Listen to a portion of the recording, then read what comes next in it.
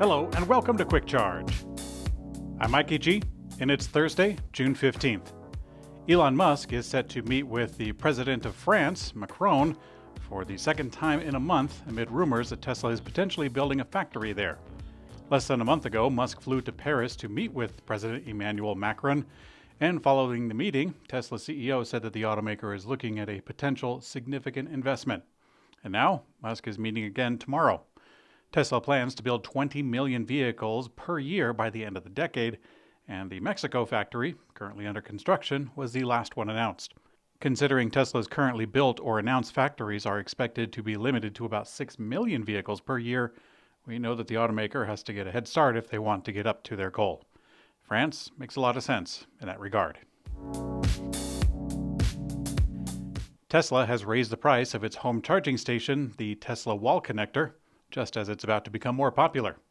The automaker's home charging station, called the Wall Connector, was already one of the best stations for a price of $500 and up to 11.5 kilowatts or 48 amp output. But Tesla quickly made it cheaper, with prices at $350 back in December. Earlier this year, they increased the price to $425, and now today to the tune of $475.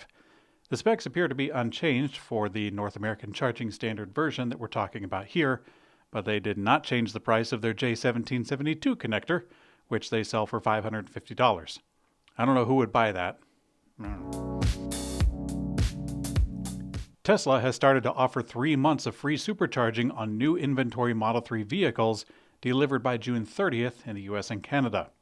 The move appears to be an extra incentive to sell inventory of Model 3s before the expected refresh.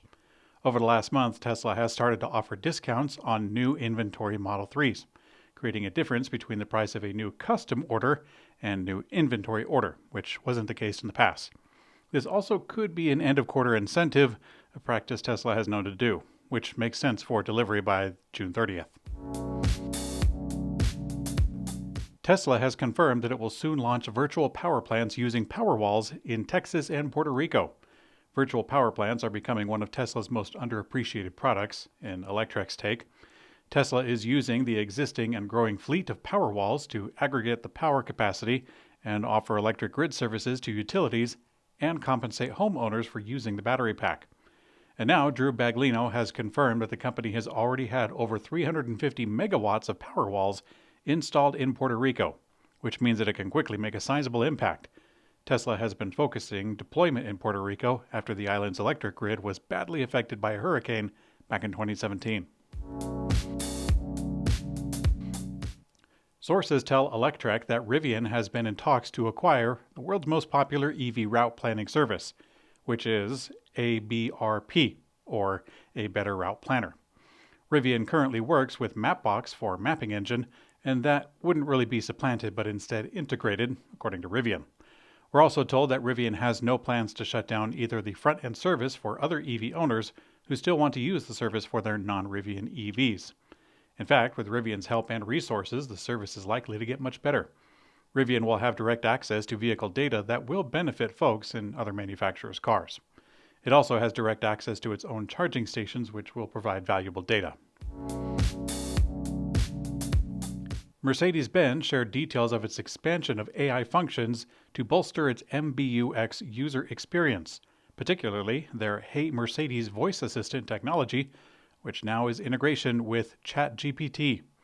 Beginning tomorrow, over 900,000 Mercedes vehicles with the MBUX infotainment in the US will be able to opt into the beta program and help test it out for the next 3 months. All you have to do is get in your car, start it up, and say, "Hey Mercedes, I want to join the beta program." At the moment, the program isn't really terribly impressive after we tested it out at Electrek, but over time it's expected to be a real boost to the voice command system, which for a lot of people in their cars, it comes out to a parlor trick.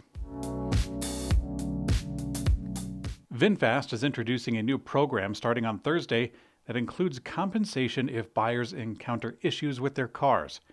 Now, despite quick work in bringing their EVs to the US, VinFast has struggled to expand the brand in the region so far.